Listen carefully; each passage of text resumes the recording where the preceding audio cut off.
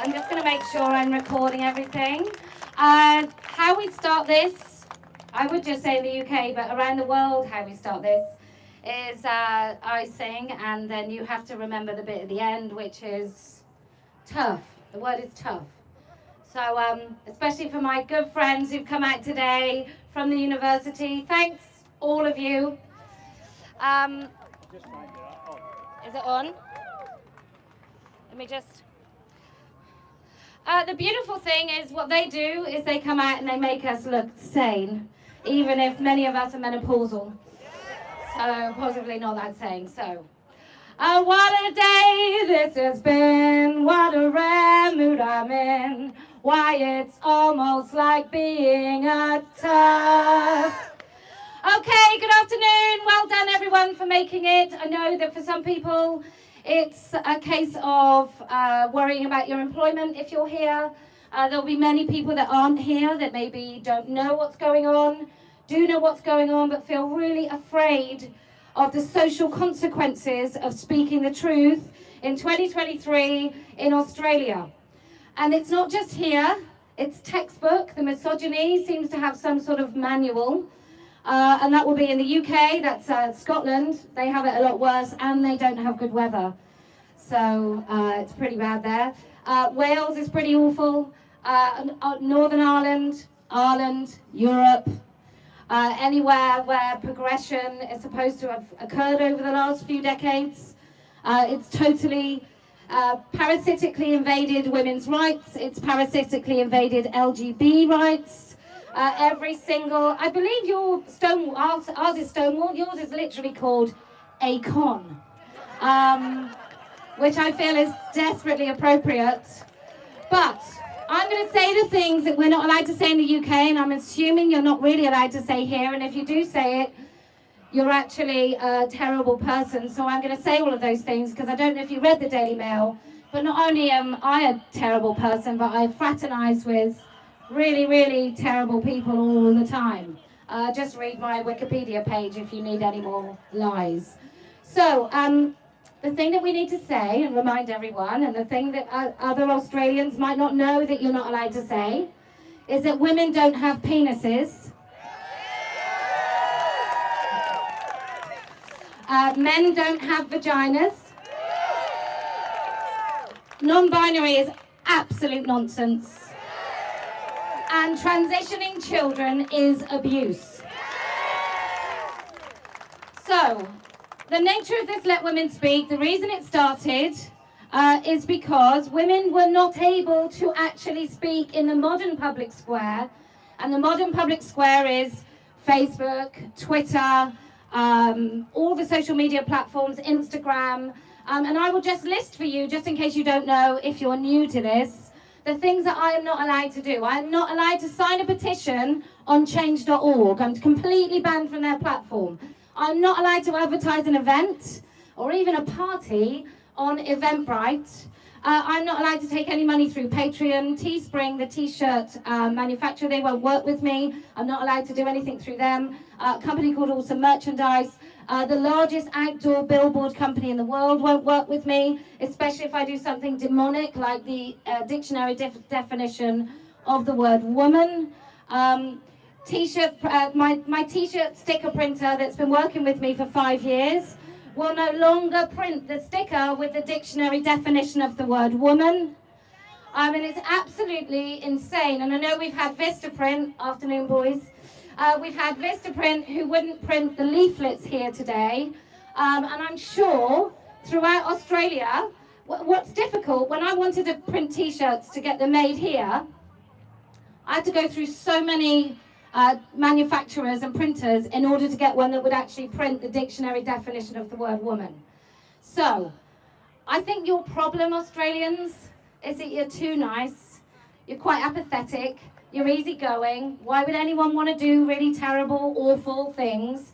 Because that's not what Australians do. You're pretty like live and let live. And unfortunately, your good nature has been totally taken advantage of by some totalitarian, authoritarian little fascists. And today they adorn themselves in pale pink, baby blue, and white. And they're all over, and I'm not a religious woman, but I'm reminded of the verse, forgive them, Father, for they do not know what they do. And I just think all of those young people, they can't get houses, they're not going to get great jobs for life. They've tried to find themselves a purpose that is not about doing, it's not about creating, it's not about anything other than just saying, I am. So once they say, I am, non-binary, they can be brave and courageous without ever stumbling across a mountain. They don't have to write a book, they don't have to research something, they don't have to do anything remarkable at all to get social currency. And so we have to, I think one of the things we have to do as responsible adults is we have to change that. So there is something worth actually striving for beyond cutting your breasts off, having short hair and calling it brave. So we do have to offer them something, because at the moment I feel the only thing some of them think they've got is the way they dress, the things they say, their identities. And as adults, as women, some of us who've given birth, some of us who've found it really difficult to pay their mortgage at the end of the month, some of us who go to work hating our jobs, we know it's bullshit. The thing that they're after is just lies. It won't last. It's like wearing polyester on a sunny day.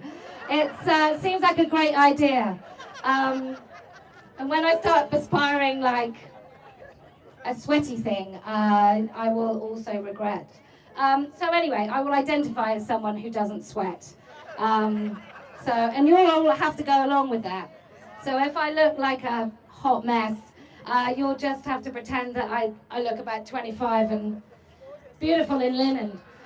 So, Let Women Speak is about you come and you say the things that you feel you need to say, that you've not been able to say for a long time, either to your teenage authoritarian little kids. Maybe you can't stick to your principles at work. Maybe everybody in your office has started doing pronouns and you don't feel that you can be the only person to say, absolutely not. So you come here, you say what you need to say. There are no heroes here, there are no leaders, there are no women that are more important than others, kind of. There's no leaders, there's no best story, there's nothing that you want to say is less or more important than anybody else. It's a really true grassroots, no hierarchy situation, but all are welcome. And all you have to do is put your hand up. Try and keep it relatively short. If you start going on as long as I will do, then I might just take the microphone back. But 3 to 5 minutes is great. If you need to talk for longer, that's fine, but hopefully many of you will actually want to speak today. So who would like to be first? Come on.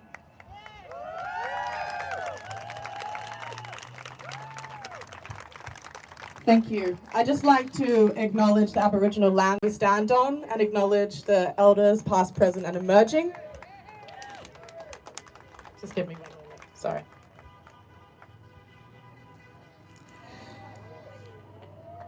Every day, actual biological women across Australia are in literal danger. Approximately 50% of Australia's population are women.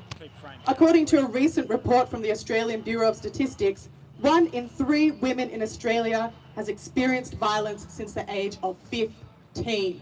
15, 1 in 3. Just look around. 2 people next to you, 1 in 3. Domestic violence is still an epidemic in Australia. Statistics from the Australian federal government from 2015 show that the police were called out to incidents of domestic violence every 2 minutes. Every 2 minutes. 1 in 4 women have experienced domestic abuse. 1 in 4 women have experienced domestic abuse. And 70 to 90% of Aboriginal and Torres Strait Islander women are subject to family violence. 94% of women and children accessing homelessness services said that domestic abuse was the reason they'd come for help. Those statistics might be a few years old, but how much has improved in that time, considering 56 women were killed last year? Real literal violence. Approximately 2% of Australia is transgender. 2%. 2. Australia is 50, Australian women make up 50%. It is not a privilege to be born a woman. The statistics clearly show that. Women suffer daily from literal violence, and that's not even mentioning sex-based oppression and discrimination. You cannot physically be hurt by being misgendered. If you have a penis, you cannot die from being denied access to the women's bathroom. And children will not end their lives if they cannot transition. That is propaganda. Trans lives are not endangered by women having women's only safe spaces or by women having equal rights, but women's lives are endangered by allowing violent sexual predators masquerading as women into our spaces, and lives are destroyed and endangered by having our rights destroyed. Get your own safe spaces, get your own funding, get your own sports teams. Stop abusing women! I am sorry, I truly am, for anyone that feels unsafe in their body, discomfort in their body. It must be hard, but that does not give anyone the right to destroy my safety as a woman. Women are adult human females. We have 2 X chromosomes. The only difference to that is intersex women. That's it. You can't be a woman if you don't have 2 XX chromosomes. And women are not limited to gender ideology. The World Health Organization defines gender as the characteristics of women and men, boys and girls, that are socially constructed. Not biologically constructed, socially constructed. Sex is defined as the biological characteristics that define humans as female or male. Sex and gender are not the same thing. Stop being confused and brainwashed by trans activism. Portraying sex-based gender stereotypes does not make someone that sex. That is disgusting and disrespectful ideology. You can't change your race because you feel like a different race. So how could you possibly change your sex because you feel like a different sex? It's insanity. Just because a girl plays with boys' toys and isn't stereotypically feminine does not make her a boy. Just because a girl going through a naturally uncomfortable puberty and who is experiencing normal discomfort with her body changing does not make her trans. Just because a girl is same-sex attracted does not make her trans. Being so-called gender fluid.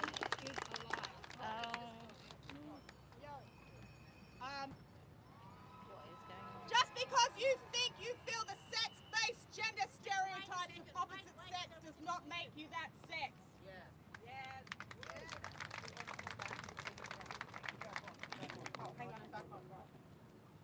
Hang on, here we go again. Just because you think you feel the sex-based gender stereotypes of the opposite sex does not make you that sex. It is impossible to change from a man to a woman and a woman to a man. Transgender ideology is sexist, hateful towards women and men, and it's homophobic.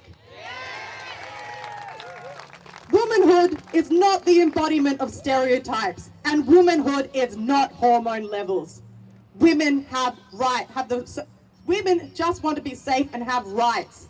Why is our desire for safe spaces such a threat?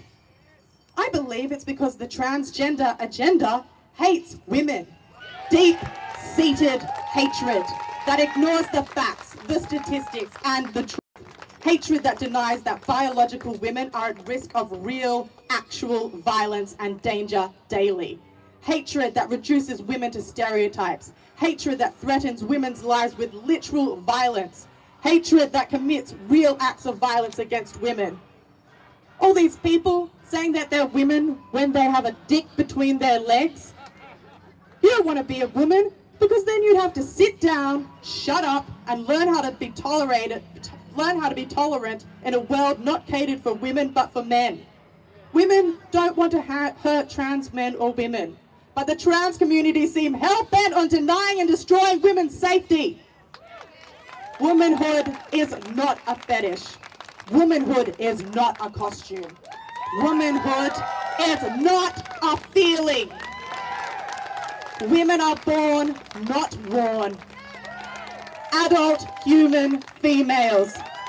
Take a moment to look at which side of history you're standing on, because those of us on this side, we will win, because hell hath no fury like a woman scorned. Thank you.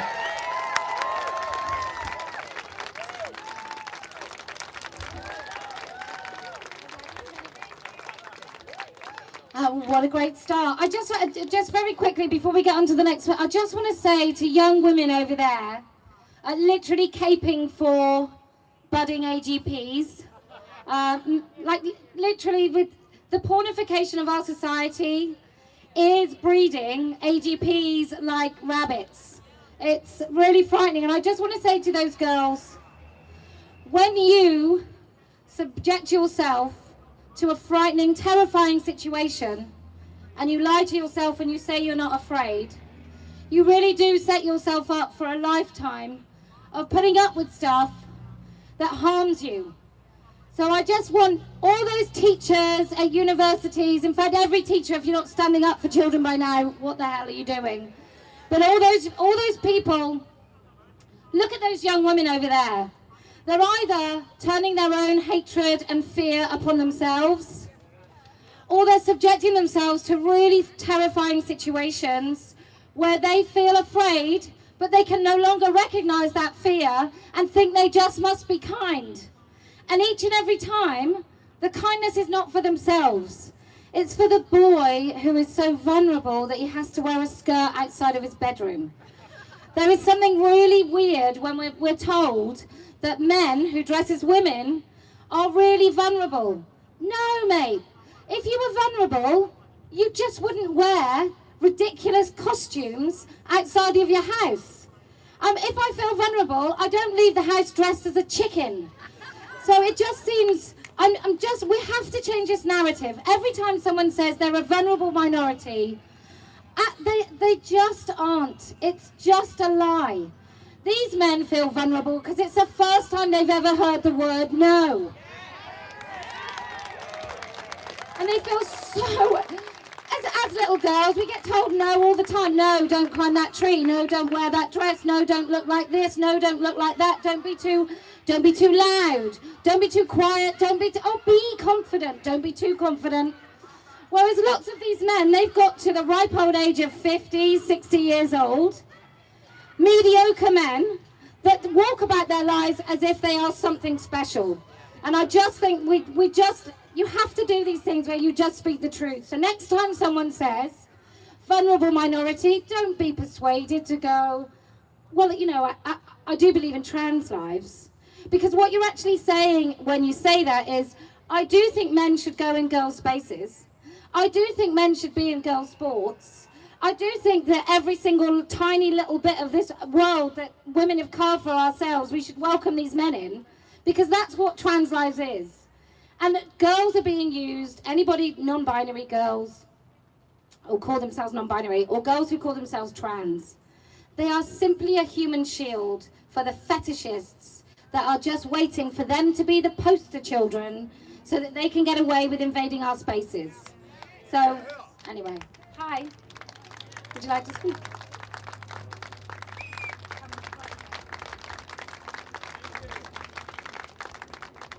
Okay, I wanted to speak to the issue of gender-specific profitability. I think that part of the issue that we have with dealing with this issue is that gender and sex have been confused and conflated. So that now, instead of using the word sex, we're being encouraged to use the word gender. And the thing about it is, gender isn't something that any of us are born with. We don't have it. It's not a quality that we it's not innate. It's something that needs to be trained and groomed into all children with language. So that when you're born a sexed body, but then you're indoctrinated into gender specificity. And let me tell you, the gender specificity for thousands of years has profited men as a dominant economy. Now they use a false premise, if you like, to underpin their belief system, saying that men are God-given and that you know, they have primacy in life, and so that this little Y chromosome has really, you know, taken over the world. Everything has to profit men. If it doesn't profit men, people aren't interested. So when they're defending this sort of ideology, it's because it makes a lot of men really wealthy. All of the banks are owned by men. Women are not encouraged to be culture creators. We're taught that as appendages to men, we don't really have a self. We don't really have being that's important. So male identity is the primary thing. And the thing about it is, if we look at biology, look at science, that's going to prove the point. Not ideologies, not what you believe. Science doesn't give a fuck for what you believe. Science will prove that the XX chromosome is far more ancient, far more stable, and has inbuilt endurance. So we're not just talking about ideologies, we're talking about, what's the word for science? Evolution.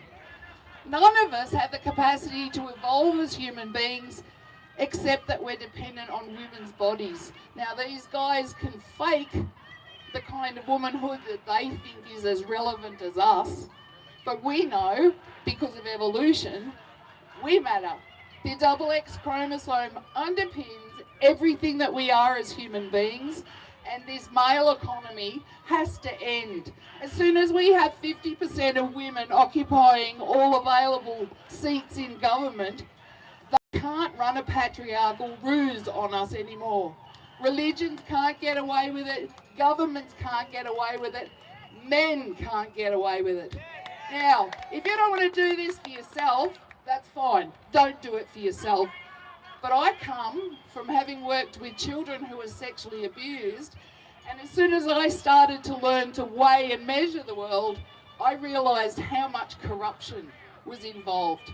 Now, they have a vested interest in protecting that corruption because it costs, it profits them. So I just really want to say to people, teach your children to weigh and measure the world for themselves. Don't let them buy into this ideology. The truth's out there. For people who are interested in the truth supports women.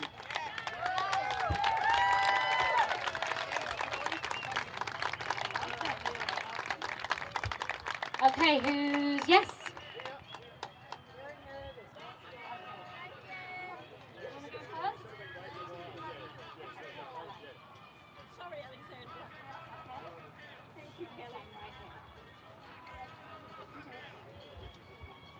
Hi, my name's Pearl.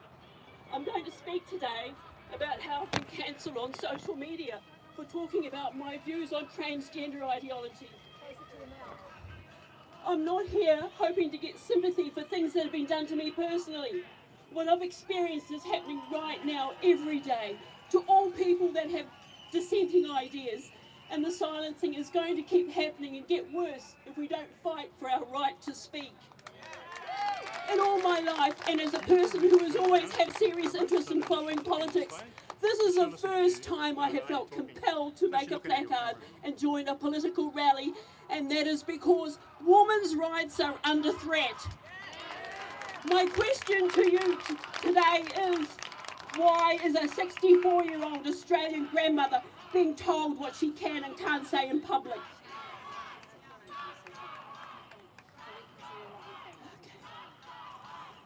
As a citizen of this country, I'm in the most law-abiding demographic segment of the population who are the least likely to cause public nuisance or offence. Now it seems my opinions and words have become so dangerous, I must be silenced. It is with the intention of silencing me that faceless ideologues half a world away are generating algorithms to moderate and expunge what I'm allowed to say in the internet public square. Why do they feel the need to surveil and control what I say if the words I express my opinions in aren't anything that breaks the laws of my country? I'm a wife, mother of 2 sons, and grandmother of a 16-year-old who says she's attracted to girls So perhaps she'll grow up to live her life as a lesbian woman. My granddaughter has been anxious and depressed during her high school years due to the bullying of peers and teachers who try to convince her to believe she is non-binary or a trans man. It has affected her happiness and mental health and distracted from her focus on studying and doing well at school, which she always excelled at previously. Now I fear not only is her ability to matriculate well being negatively affected by the transgender ideology radicalised environment, but she may be living out her 20s trying to negotiate her way in a community of same-sex attracted women, which has been devastated and traumatised by a forceful invasion of mentally ill, entitled men who designate themselves to be women with penises.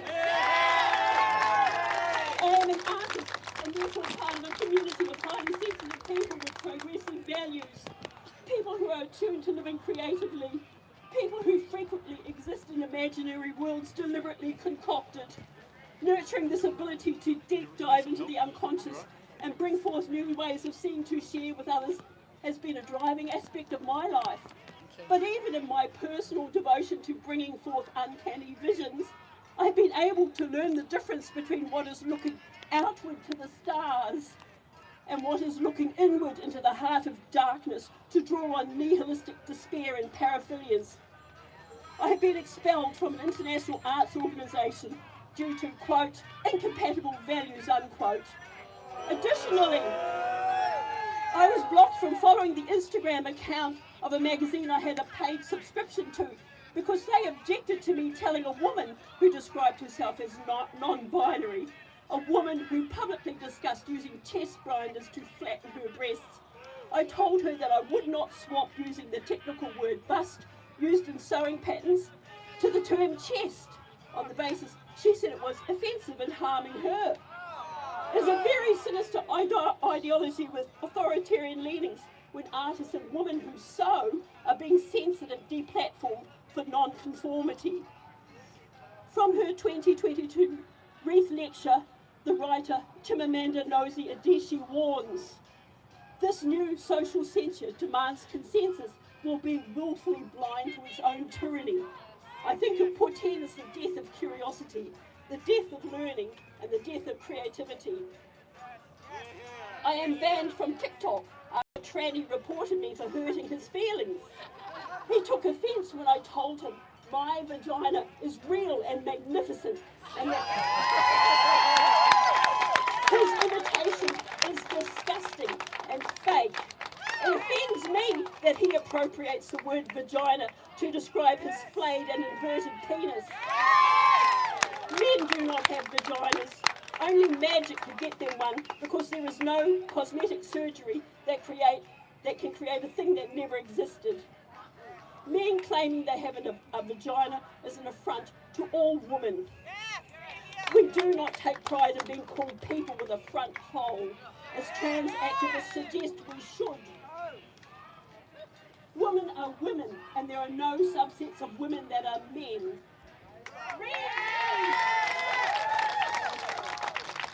I got banned. Okay.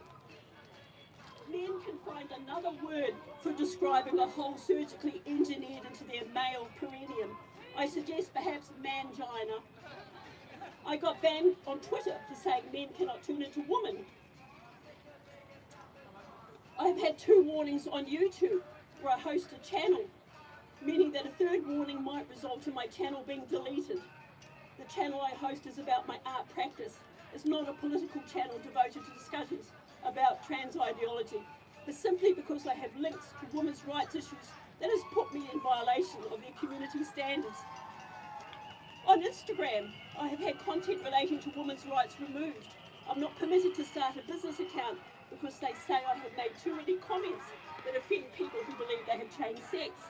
It's apparent that my Instagram account is also shadow banned. I have been removed from Patreon for discussing feminist and child safeguarding issues. During the federal election of May 2022, I posted several messages on my Instagram account in support of Kath Dees, who was a Liberal Party candidate for Warringah. This was rather surprising even to myself, as until 2021 I had never voted for any political party other than the Greens in local or federal politics for 40 years. Until 2018 I was a rusted-on lefty progressive. However, I have comprehensively turned my back on both Labour and the Greens since I discovered these political parties willingly gave themselves a lobotomy when they decided men can self-declare themselves to be women. Essentially, this means women do not exist as a sex class. How can these political parties make legislation for a class of citizens they do not believe exist? When any man can declare himself a legal woman, there is no such thing as adult human females. When I posted my public support of Cath Deves on my Instagram and outed myself as a woman who does not believe that men can transmogrify into women, I received many abusive responses and lost about 10% of my followers. Sorry, I think I'm talking too long.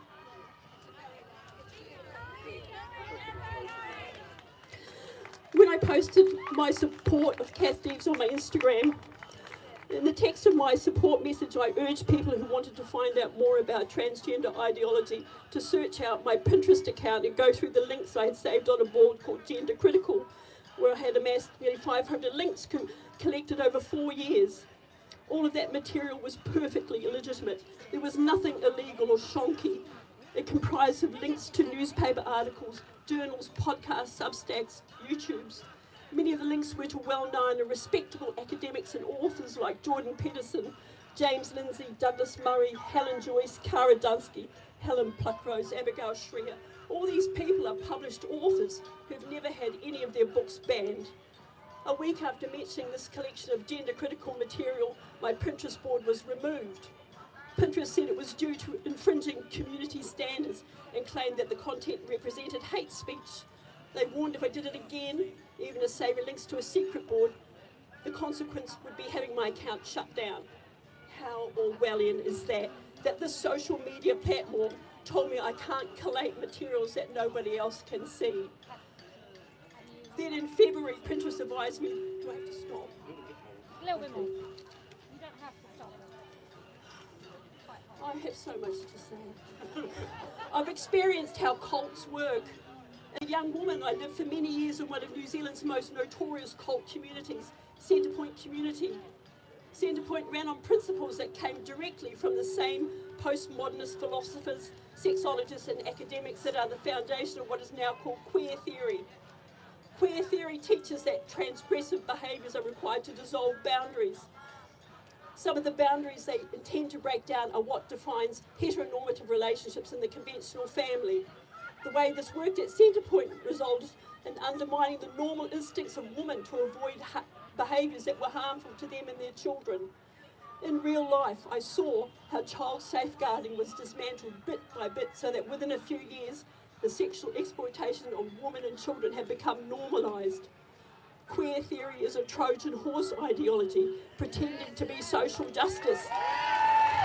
It is a spearhead for malevolent forces that intend to exploit the vulnerability of women and children. If trans ideologues achieve their definition of social justice utopia by silencing everybody that doesn't support the belief that men can become women, by threatening people that they will lose their jobs, or by cancelling and deplatforming dissenting voices on social media, when this society is achieved by force, do they imagine it will function with goodwill and trust? Part of what makes democratic societies flourish is that all citizens have equal freedom to speak and discuss how they want their communities to interact. Through free discourse, we identify what are majority and minority views and try to find a way all community members can have their positions respected. Through open discourse, it is communally decided the best way to instigate rules, laws and codes of conduct to bring about what has been argued through that process of debate to be the fairest outcomes for everybody. I'm nearly there. I'm curious to know how it's going to work when a portion of society is not allowed to speak freely and gets punished if they do so. This doesn't sound like a social justice utopia to me, but maybe more like North Korea, Afghanistan, Maoist China or Stalinist Russia. Societies that have to force their citizens to shut up about issues they don't want discussed are on the slippery slope to authoritarianism. Surely there are people who support transgender ideology who understand the importance of debate, and if their beliefs are solidly anchored in reality and human rights as they claim, why are they not welcoming debate and confidently outlining what their principles are? However, the reality is, as you can see from the group of people who have come here today to yell at us, the idea of women being allowed to speak their views freely is being angrily opposed right at this moment. In democratic countries, it's our right as citizens to instigate grassroots activism, to come together, to march, rally, form groups to lobby the government, and get involved in other strategies to create discourse. But there is something sinister and deeply authoritarian about ideologically driven groups and businesses who use silencing tactics intending to oppose grassroots citizen dissent. We gather here today and say it is our right as women, as members of our communities, and as citizens of Australia to call for an open debate about how our lives are being affected by federal and local governments adopting. We reject this queer attack on reality. There is no such thing as a trans child. Non-binary is not a real thing. Trans women are men. Men cannot become women, and we demand that this travesty be stopped.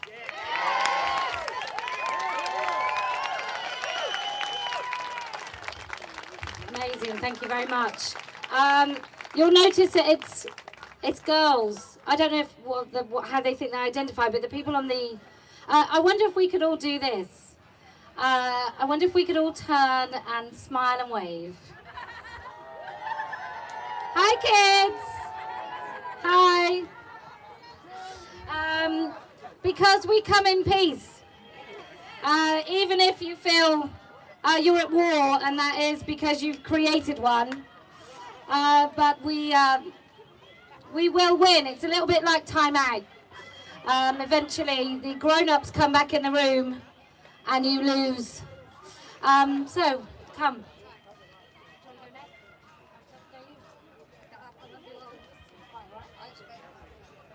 Hi, I'd just like to say to everyone, women, stop thinking of ourselves as victims. I know we are, but if we use the victim ideology, we won't be strong. Stand up to men, lose your job, go to jail. I've been threatened with jail so many times and I don't give a fuck. Let them take me to jail. I want everyone to stop being a fucking victim. Let's be strong. And all of this trans ideology is men, only men, often helped by some stupid little girls who actually really like men, and honestly, they're really making me quite ill. But it's men wanting to put us down yet again. I'm 75, I grew up as a girl in the 50s, and if we want to go back to the 50s where men put women right down like that, well, we've got to stop. We have to fight. We just say, fuck off. And we just say, we'll go to jail. Yeah, you can't do it to us. Thanks.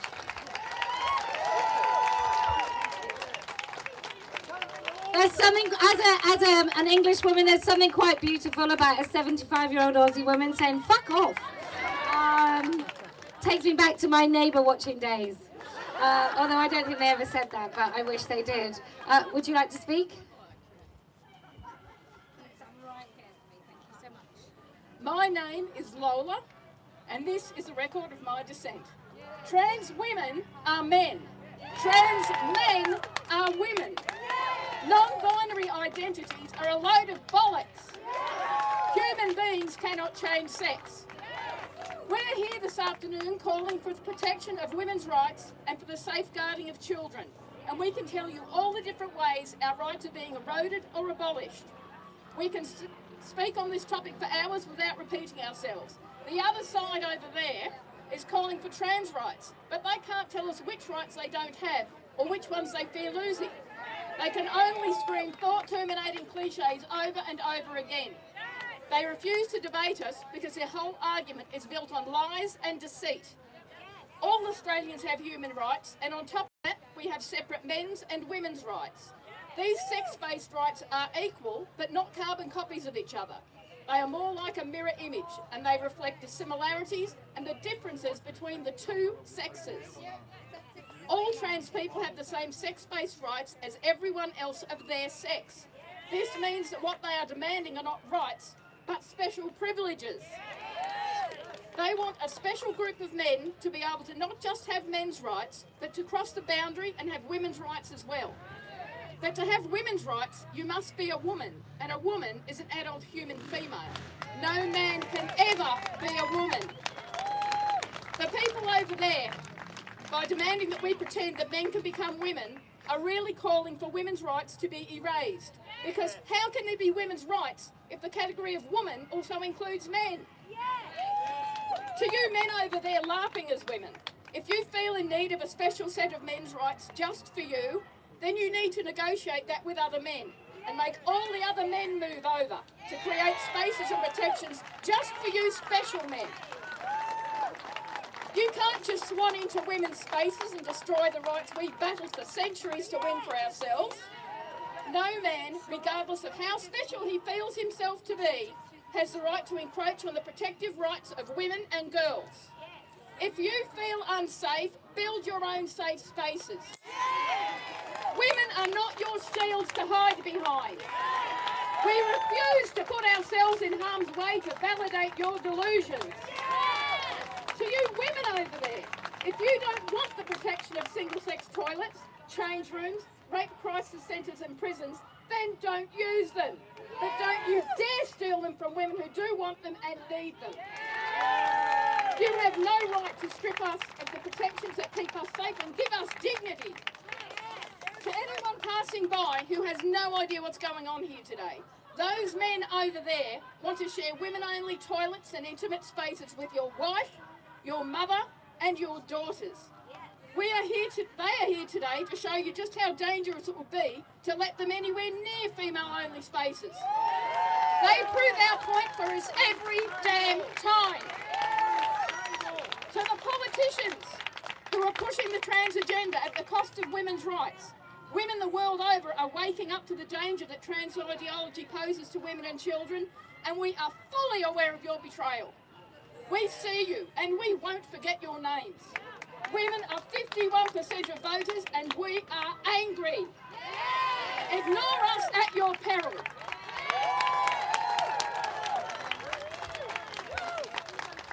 Can I just say to the police here today, thank you very much to all of you. I have a feeling you didn't realise this is what you were signing up for when you thought you were protecting Australian citizens and protecting them with the rule of law. And I'm sure that you have got a nice little woke policies weaving through your police force like we do in the UK. So in the United Kingdom, I don't know if it's the same here, but it'd be worth looking at if you don't know.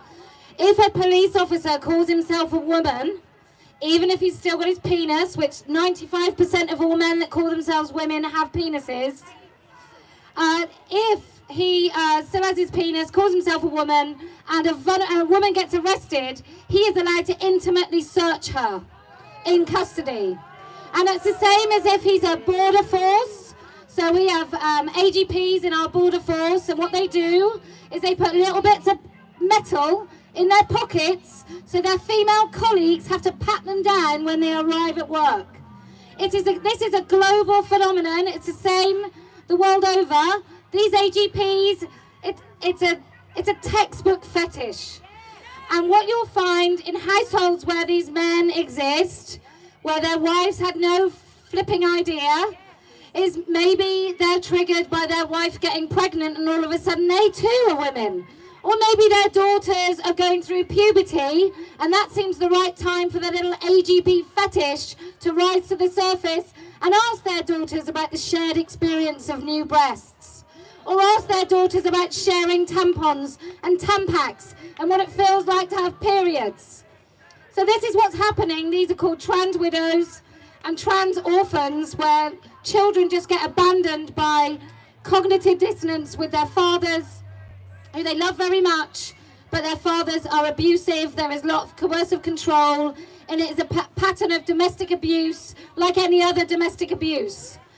So I do hope whenever we think about what's happening, these spoiled, entitled brats over there, and the fetishes and the perverts, we do have to think about the families that are left behind grieving. Whether it's the parents who grieve their children being sucked into the cult, who have no idea what to do because your entire government is gaslighting them, the medical profession is gaslighting them.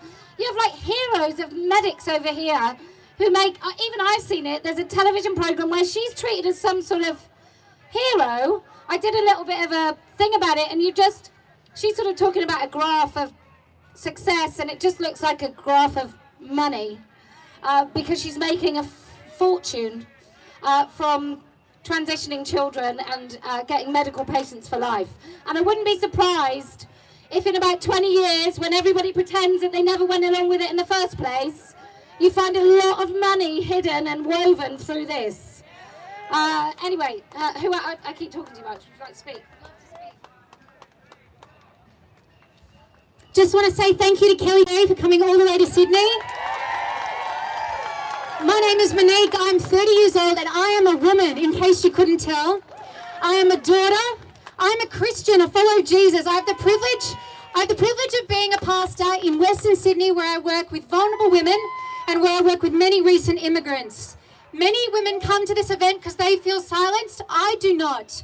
I am a survivor of domestic violence in my family home. I spent 17 years in silence being gaslit by narcissistic men, and I will not be gaslit anymore. When I asked my employer if I could come today, he encouraged me to come. So what do I have to say?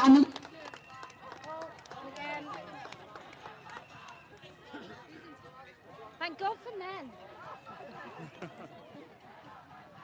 Running in. Sorry. I'm going to make sure we can... It's kind of worth not... Great. I don't think so. Many. Thanks, Kelly, for all you do. Really, Very welcome. Really, back up. Oh, it's going again. Many people. It's not going again. That's cool. Is it too hot? It's too hot. Keep speaking. Many people think it's bad in America. Many people think it's really bad in Scotland. Many people think Victoria, that's the worst. Many people think it's really bad in Queensland. But in the last 3 or 4 years, the New South Wales government has crafted and passed policies that have completely betrayed and erased women's sex-based rights in this state. So I speak to you, Premier Perrottet, and I speak to you, Mr. Minns. I speak to you, Brad Hazzard, Minister for Health, and I speak to you, Bonnie Taylor, Minister for Women. Mr. Perrottet. Oh. Mr. Perrottet, what is a woman? Mr. Minns, what is a woman? You must answer this question before March 25. And here are some other questions that you can have, and the women here can answer with a loud yes if you agree. If you agree. Just keep them both going. Okay, just hold them both. Oh, no, the megaphone. Use the megaphone at the same time. Just keep using the megaphone and I'll... Okay, can you hear me? Yes. Should prisons be separated on biological sex? Yes. Should female-only hospital wards and toilets be separated on sex? Yes. Should bathrooms and change rooms and shared accommodation in New South Wales schools, should the schools be separated by sex? Yes. Well, let's ask the New South Wales government. I can't with this many hands, but let's ask the correctional services. I have here a document that insists, like Kellie-Jay said, that someone who is trans is entitled to have, someone who is a man who calls himself trans is entitled to have a woman search her when she comes, search him when he comes in. I'm so sorry about that. And the policy says that the only criterion for being called transgender, it explicitly says that surgery is not required. It says the only identification is that they identify as transgender. Mr. Perrottet, tear this up today. Let's ask New South Wales Health. They have a policy on same gender accommodation. They define gender as one sense of whether they are a man or a woman. But they don't define what a man or a woman is, which is unsurprising. New South Wales Health doesn't allow for same-sex accommodation anymore. They have same-gender accommodation.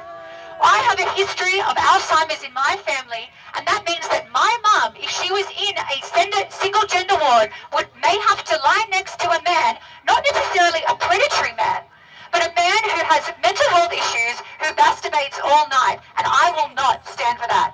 New South Wales Health, you need to create a single-sex accommodation.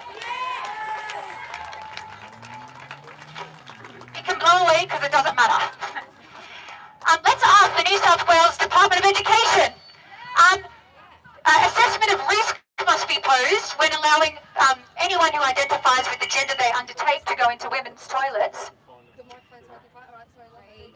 Thank you very much. Students should not be required to use the toilets and change rooms by persons of the sex they were assigned at birth. That makes sense, but what's a sex assigned at birth, New South Department of Education?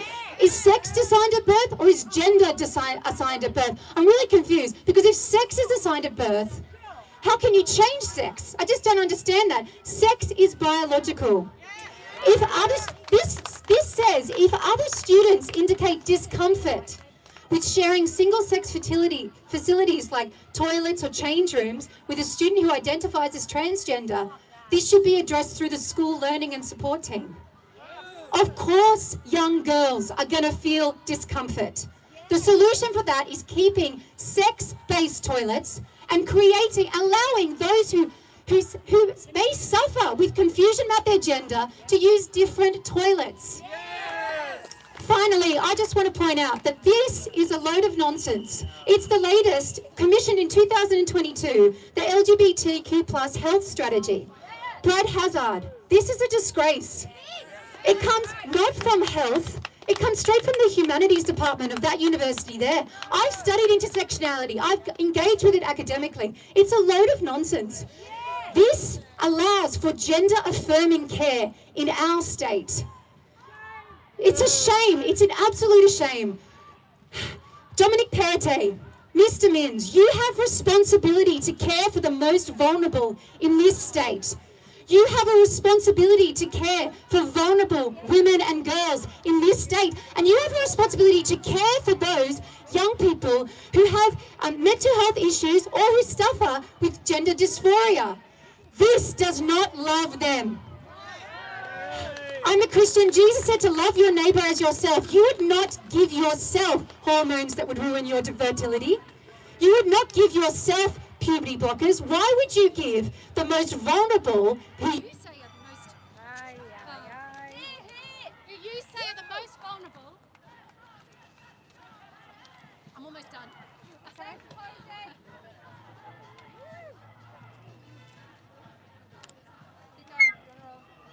I'm almost done, I'm sure. Why would you use the least vulnerable? Why would you put affirming care to the least vulnerable? Using them as your political. You cannot use young girls and boys as your political football to make you seem righteous. You have a responsibility to care for these youth. So put this in the bin, start again, start from health-based silence. Don't use words like intersectionality. Don't use words like cisgender. Don't use words like sex assigned at birth. It's ridiculous. Brad Hazard, start again. And I just say to you, Mr. Perrottet and Mr. Minns, it's not party political. It's 2 weeks left to the election. You think that speaking out on this topic will lose you the election. The opposite is true. You think that speaking out on this topic will make families in Western Sydney, in rural New South Wales, in the suburbs, you think it'll make them hate you? No, it won't. Because 2 weeks is plenty of time in politics. 2 weeks is enough for the people of New South Wales and the women of New South Wales to learn what's happening in Victoria, to learn what's happening in Queensland, and to learn what's happening in their own state. Kellie-Jay, thank you for coming, and thank you for letting me speak. Mr. Kellie-Jay again, what is a woman? Mr. Mins, what is a woman? And everyone here, what is a woman?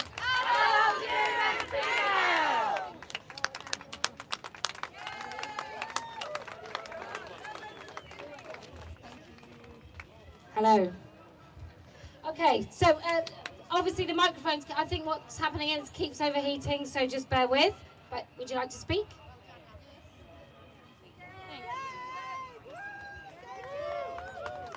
Hi, I'm Jude, and I'm from New South Wales. All across Australia, families are being decimated by gender ideology. Our children are being indoctrinated in schools. They are being trans behind our back without our knowledge. When we go to the medical profession seeking help for our distressed young people, they tell them they need to go on hormones. And if you don't agree as a parent, you risk losing your child. There are families in Australia who have lost custody of their children because they didn't want to put them on irreversible hormones. We have a mental health crisis in adolescence. Adolescence is the toughest it's ever been, yet the medical profession are lying to our children and telling them that they can change sex. We have gender clinics all over Australia who are telling our children that they can change sex, and they can't. A generation of children are being harmed and failed. I've written countless letters to Brad Hazzard, to Minister Hunt, to Minister Mark Butler, to so many other people, and I have just been ignored and ignored for 4 years. This is a crisis, and our children need our help.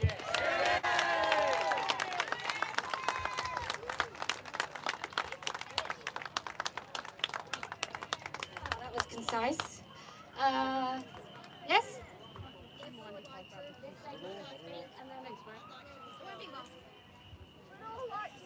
Thanks, Kellie-Jay. Welcome to Australia. Thanks for coming. I won't take long. I just want to tell you a personal experience. I talk about this all day, every day. I have done for 4 years. We've asked Bronnie Taylor, what is a woman? We've done all of those things. But now they're coming after my family and me personally. And I'll just share briefly. 2 weeks ago, the police called me. And they said, we're just ringing to warn you that we might charge you. Full stop. I said, what for? He said, we don't know. I said, what law have I broken? He said, we're not sure. Okay, so what is that? I don't know what that sounds like to you, but that sounds like... Exactly. So anyway, we had a long conversation. I had reposted an image of a man in a dress. He was clearly a man in a dress from a public Facebook page, and posted it on my Facebook page that had 47,000 followers. Football Australia have done everything they can. They've pulled every trick in the hat. They've had the e-safety commissioner withdraw and delete my page without opportunity for appeal. They've had the police call me. They've had every single woman and every single parent who has contacted them about this issue of men playing in women's sport in soccer, and it happens in every sport in Australia, but we're specifically going after this right now. They are shutting us down. They are locking us out. They are systematically going through and making sure that women can't speak. So thank you, Kellie-Jay, that today you're proving that there are plenty of women who can and will speak, and we have to have the courage to do that because it's really important. I don't know about you, but I wake up nearly every day shaking my head going, I can't believe I have to say men are not women.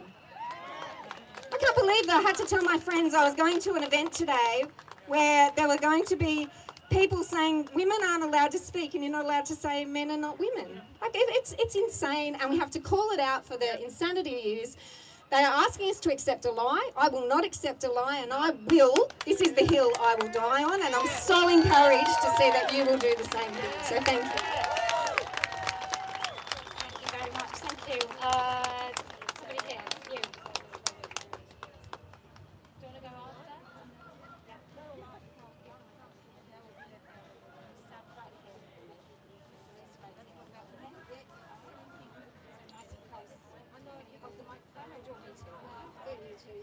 because I shouldn't have done this on the phone. Okay. I don't really know where to start on this topic. It's just blatant erosion women's rights. That's obviously protection and children. And I'd say homosexuality, gay, lesbians. That's obvious what it is. So I'll just try and tell a little bit. Okay. When I and my sisters were young, we'd often sometimes talk about how far women would be allowed to go in this world. What would they do, the elite women and men, what would they do to try and pull the rugs from under us? We thought it might be ban abortions, make it hard, get rid of the sole parent pension and make it hard. We thought, we didn't think this though, must admit we did not see this coming. Yes, financially make it hard for her to raise our children on our own. Maybe our husbands died, our partners died, or maybe they were in abuse, or maybe just didn't work hard. Okay, I find the whole movement of the trans offensive. I don't know why their offence is more important than mine. And we're there, sorry.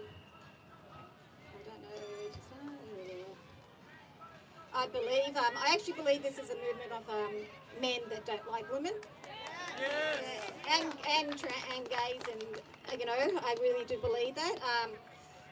They're probably the same people that'll sit there and say women's, for the Iranian women that are happening today in the Middle East, and they're probably the same women that sit there, people that'll sit there and say, terrible, look what they're doing to us, and to the gay community.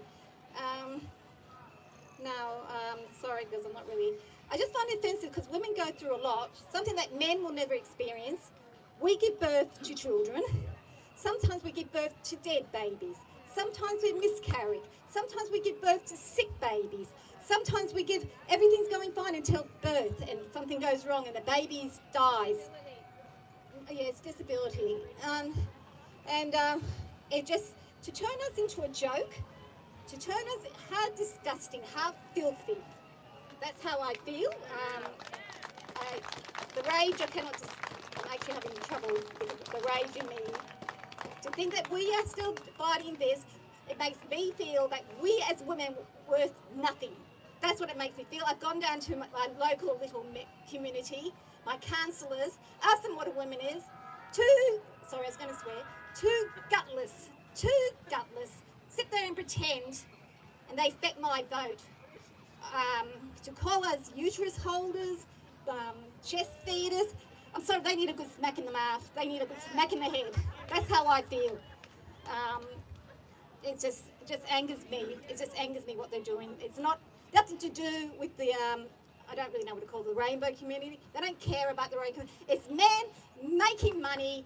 I'd love to know if men that go to these do story time, do they get paid? Because I know women never used to get paid for doing story tell. I'd like to know what their wages are.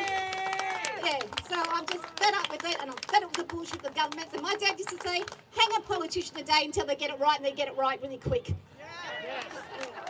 by the way, my dad actually thinks some men hate women because they know we're smarter than them. And that's a man from the 1930s, that was born in 1930. I just want to address one thing, because we always get called Nazis on this side of the debate. And there's a really, really famous picture where everybody is saluting Hitler except one person. And we're that one person. Because whilst the entire world is pretending that men can be women, all of us are saying, despite the consequences, we're going to say that they're not. So I just want you to appreciate when people sort of talk about, and people often do, I would never go along with that in 1930. I would never have been that person waving the trains. Most people would. That's a really terrifying thing. And we now get to witness who are the people that would have likely to have waved the trains into the camps. And it's all those people over there. Every last one of them would prefer to go along with something to feel nice, comfortable and kind, as opposed to stand up for what they believe in and what is right. talking about who's next. Do you want to go next? Yeah. Sorry.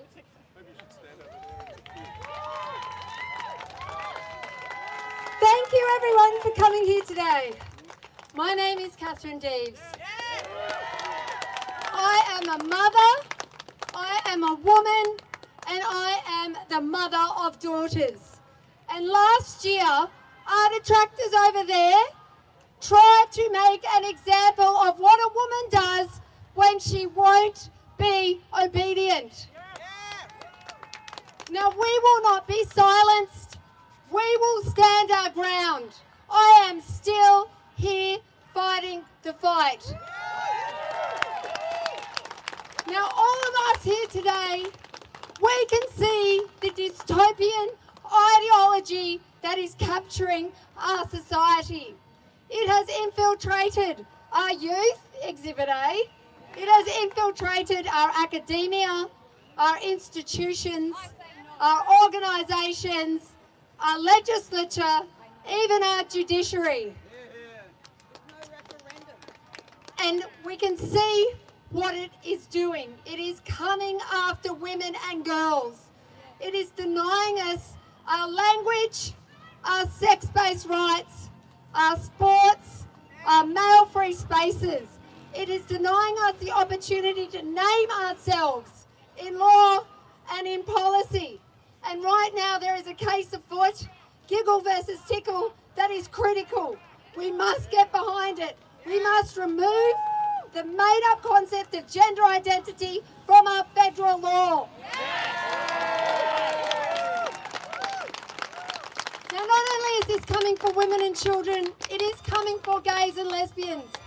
It is now same-gender attracted, not same-sex attracted. And I can tell you right now, the people who are vilified and bashed for being gay and lesbian, it wasn't because of the gender of the person they loved or slept with, it was because of their sex. And we see them coming for the children. We see them coming for families. We now have state intrusion into our homes and our families, and parents are being told they will be criminalised if they try to defend their children. We see an education system that is trying to indoctrinate our children into this way of thinking.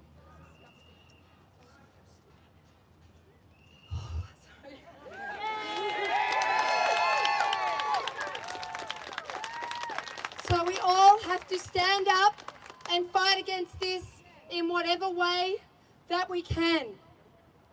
And it is coming for our basic human rights. We see we are losing our freedom of association, our freedom of belief, our freedom of speech. We are seeing people lose their children, lose their jobs, quit their jobs, have the police show up on their doorstep. That is fascism. So I would like to say to my supporters and to my detractors over there, thank you so much for getting this issue into the public consciousness. Coming after me meant that every household in Australia was talking about this. And I would like to say they have not silenced me. We will stand our ground. And we will never, ever back down. A woman is an adult human female. Thank you so much. Yes. Hi everyone. I recently put a post on my Facebook because from these images on YouTube Kids, there is this sort of content and I was quite shocked. I'm not a parent. I'm just finishing as a university student, and I have seen within the last couple of years the universities in Australia completely turn their backs on other marginalised groups. I'm a person with a disability. Yes, it may not be clear, physically, externally, but I feel left, and I know that everybody in marginalised communities in universities and across the board probably feel the same way. And when I have gone and met with my Vice Chancellor, which took a lot of, my name is Sarah and backwards apparently it's harass. So I went to my Vice Chancellor after many attempts to get through, I did. And I put out all the legislation in front of him. And he said, well, thank you very much. We will now create a disability inclusion action plan, which, by the way, is supposed to be done every 4 years. It is legislated within government policies. But yet, this lady over here who brought forward the New South Wales Health Strategy Plan, they haven't even updated the New South Wales Health Plan since 2020. My point highlighted, sorry, anyways. I'm all for equality for everyone. Make no mistake about that. I'm a passionate advocate for it. But when I was doing my research and inquiring regarding this trend emerging of children, I explored the content on YouTube Kids. To all of those who have young children and teenagers, I know if I were a parent and my child had access to viewing to this material when watching the entire thing, I found it quite disturbing. It is very much like a play school age range targeted audience, yet the content and conversation within it is unbelievably inappropriate. This is not me being transphobic, right-wing, or discriminating against people who seem to be attacked for saying such things as I am currently doing in this Facebook post. And many women who are standing up, and men who are standing up for this movement of just common sense and women's rights. But there is a line in which society must step back and think about how radical gender ideology indoctrinating children who don't even understand the concept of gender or sex. I know I sure didn't. I was born in the 90s, and never anyone else my age. We all took each other as we came. I feel as though we're going backwards in some aspects regarding stereotyping gender types. Who gives a shit what gender you are or why the hell you have to identify really? Is that all as a society we should focus on? Not rather the fact we're all human beings and don't need to have a label. I'm nearly done. Diversity is universal. It is not what it seems to be now used for one marginalised identified group of the population. This had to come off my chest. I have worked in the childhood sector for many years. I know young children do not care nor understand any of this. So why is it even being permitted to be presented in such a way through children's platforms? Thank you.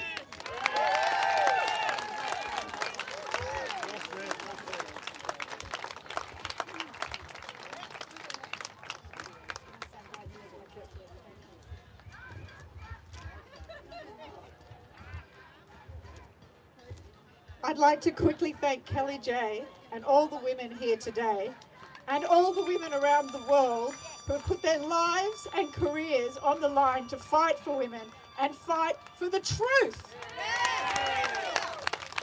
I am so sick of the language that defines me as a woman and my lived experience being appropriated, eroded and erased. I am sick of language being distorted and the meanings of words twisted and changed to spread propaganda and misinformation. Words like the word violence. The word violence has been distorted by a vocal minority to establish themselves as victims and position themselves as the most oppressed on their hierarchy of oppression. This minority claims that misgendering is an act of violence, that asking them to stay out of women's spaces is a hate crime. They even say the scientific biological definition of a woman is violent and transphobic.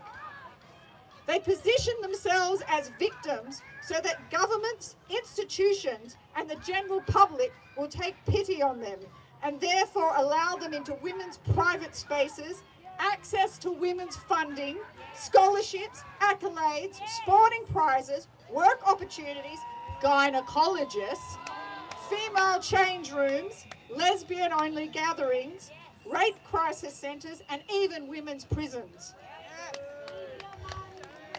Without being so-called victims of violence, how could they convince society to allow them into these spaces? How could they convince a sporting body to allow fully intact and post-puberty men over 6 foot in height, to compete against women of average height? The Oxford Dictionary defines violence as a behaviour involving physical force intended to hurt, damage or kill someone or something. And while someone's strength of emotion cannot be described as violent, words in themselves are not violent. Anybody that says words hurt have never been punched. And Chris Rock said that the other day, and it couldn't be more true. As women, we know and experience real violence based on the reality of our biological sex. As women, we know the potential of real violence based on our sex exists from conception to death. Fact. China's one-child policy for urban families resulted in 30 million more men than women being born by the time of that end of that policy. In Mei Fong's book, One Child, she wrote, when you create a system where you would shrink the size of a family and people would have to choose, then people would choose sons. Sex-selective abortion analysis has found there has been an unnatural excess of boys in 12 countries since the 1970s, since sex-selective abortion started. So if people are given push to make a choice, they're choosing boys. Fact, more than 2 million girls and women alive today have undergone female genital mutilation around the world. It is mostly carried out on young girls between infancy and age 15. It is a recognised violation of human rights. Many women suffer lifelong health complications and even death. Anaesthetics and antiseptics are not generally used, and FGM is often carried out using knives, scissors, scalpels, pieces of glass, or razor blades. FGM often happens against a girl's will without her consent, and girls may have to be forcibly restrained. This is because of our sex, not our gender. More than 65% of women in West and Central Africa are victims of violence at least once in their lifetime. In some countries, the proportion of women that experience physical or sexual violence is twice more than the global average and nearly 6 times higher than the European average. Fact, in 2021, the total number of rape cases reported in India amounted to over 31,000 for that year. Although reports of rapes have increased in recent years, it was still associated with shame for the victim rather than the perpetrator, and therefore it's grossly underreported. Fact, honour killings. It is estimated 5,000 women and or girls are killed annually. These crimes take place throughout the world and are not limited to one specific religion or faith. Have you had enough facts yet? Well, there's just a few more facts, and we don't have to go to the other side of the world to find them. Fact, in Australia, women are more likely to experience abuse at the hands of a partner than a man is. Fact, 1 in 6 women have experienced physical or sexual violence by a current or former partner. Fact, 75% of women, female victims of domestic violence reported that the perpetrator was male. Fact, overall, 1 in 5 women have experienced sexual violence in Australia. Fact, on average, 1 woman every 9 days is killed by a current or former partner. Fact, when a woman kills a man, it's because the woman was also the primary domestic victim. In other words, the woman killed her male abuser, who had already been physically violent to them. And with respect to Indigenous women, I will mention a few facts about Indigenous women of Australia. Aboriginal women are 11 times more likely to die from family violence than non-Aboriginal women. They are more likely to experience sexual violence, hospitalisation, and significant health impacts from intimate partner violence. When facts, not feelings, are presented, it is clear that women are the most at-risk group of people in the world today. It is women that suffer actual violence and sexual violence because of our sex. As women, as female, as having double X chromosomes, we have been aborted, mutilated, punched, struck, coercively controlled, stalked, raped, assaulted and murdered because our bodies are sexed female, not our gender. If it is anyone in the world that needs safe spaces, single-sex sport and services, it is women. It is women that are the most oppressed and violated on a world scale. Violence is a physical act, not using words that upset you and make you feel unsafe. Not that we haven't had our fair share of that, hey ladies. As a girl and then a woman, I have known what it is like to feel unsafe my whole life because sexual and physical violence against women is real. I know what it's like to be fearful anytime I leave the house at night, walk on a secluded street during the day, or find myself alone in a lift with a man I don't know. For millions of women and girls, they aren't even safe in their own homes. So stop telling us we need to let sexed males into our women's spaces. Stop telling us to change, erase, or share our language. Stop telling us that we are more privileged and less at risk. Stop gaslighting us. Stop cherry-picking science. Stop twisting words and their definitions to subvert the truth. Stop telling us the truth is a hate crime or an act of violence. As women, we know what it is to be a woman, and we don't have to perform a series of mental gymnastics to know that. Our truth is real. It's in every part of our minds and bodies, and because we are female, we know better than anyone why we need single-sex spaces. We know what real violence is, and we know what it's actually like to be punched. Thank you for letting me speak, Kellie-Jay. Thank you.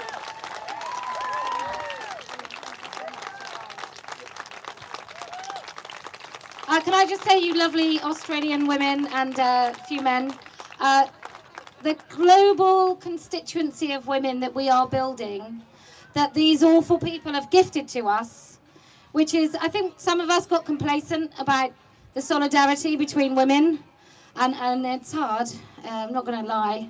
A lot of women are really annoying.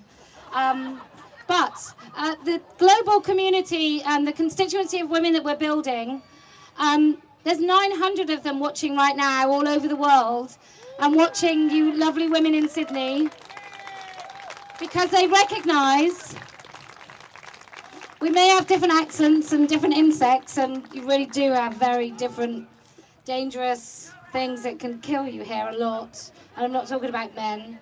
But like the experience of being women, the shared experience of the embarrassment of puberty, and the fact that, as Jermaine Greer, I watched her the other day, just such an exceptional woman, and she was talking about how those of us have got daughters, if you don't remember doing it yourself, you watch your daughter go from like carefree, happy, carefree, everything's fine, to a completely different human through puberty.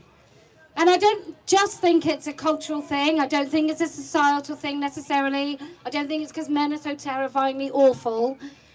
But also I just think as a necessity, as an evolutionary necessity, we become really acutely aware of our bodies. And so that's our shared experience of women. There's not a single man speaking even on this issue who claims to have some understanding won't name any of them, but let me just say, there's not one of you that understands how it feels to be walking home and hear the footsteps of a man behind you. There's not a man that understands that. There's not a man that goes somewhere and hears a male voice and breathes quietly, if at all. There's not a man that's been in a situation on a date where you're somewhere and you suddenly think, am I actually safe now? Where's my exit? Where's my place that I can escape? Where's my phone? Where are my keys? Do I need to put my keys in amongst my fingers and my knuckles to make sure I can get in my house or punch somebody in the face with keys? So there's no man that understands that, which is why it's really important that we don't shred, I can defend myself, let me just say, that we don't consistently try and obliterate other women, and why those women that are hell-bent on saying the most ridiculous things about those of us that speak up. The women on the left that are really, really excited about the fact that they could totally obliterate me. I think we have to appreciate that if we do that, if we spend a lot of time picking out other women, men will just take this. It will be the victory of those men on the right that apparently we're all supposed to hate. It will be their victory over this. So we have to keep raising the voices of women. And then I'm going to say to that lady in red, you're not dancing with me, but would you like to come and speak? Okay, you do that.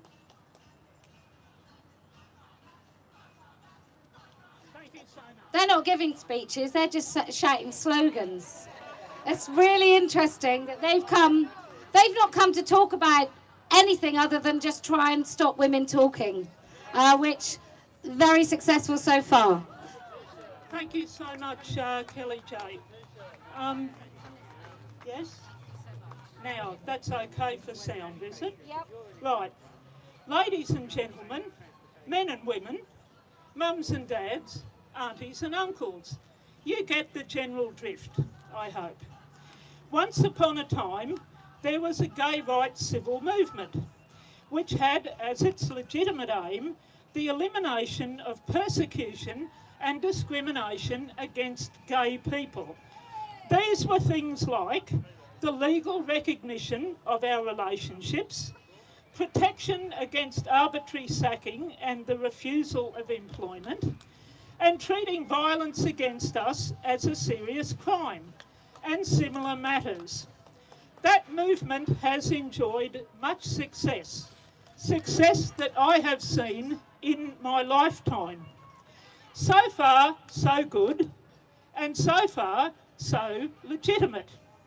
However, what we are now presented with daily is an ever-expanding alphabet soup of extreme and unbounded demands, complete with 100 genders and 75 pronouns, or is it the other way round? I lose track. This is an open-ended set of radical demands that Australians are being encouraged to regard in the same light as this legitimate social movement. Now, ladies and gentlemen, consider the extraordinary phenomena that we have witnessed across the world and in this country for the last 10 to 15 years. Things that have never before been seen or heard of. Now, I had a great big long list and I'm going to cut it down in the interest of brevity, but here are a couple. Males housed alongside women in women's prisons, and serious offences committed by males being recorded as female crimes. Women being erased in medical and social terminology in the name of a bogus inclusivity, which actually excludes half of the human race. We have debasing terms like birthing parent, chest feeder, person who bleeds, menstruator, the whole catastrophe. Now, worst of all, we have young people being encouraged to believe that they can resolve all of their inner conflicts by changing their sex. rather than by freely developing their own talents, interests and personalities without being limited by their sex. This is a truly catastrophic development with long-term consequences. And we also have, and it pains me to say it, and other speakers have said it, we have the premature sexualisation of children, turbocharged by propaganda in schools and the social media. Now, less obviously to the general public, we also have medical, scientific and social statistics being confounded by the recording of gender identity rather than biological sex.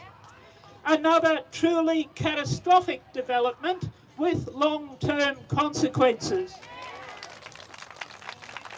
Now, how did this all happen seemingly overnight, going into overdrive in the last 10 years? Now, the short answer, I think, can be boiled down to two things.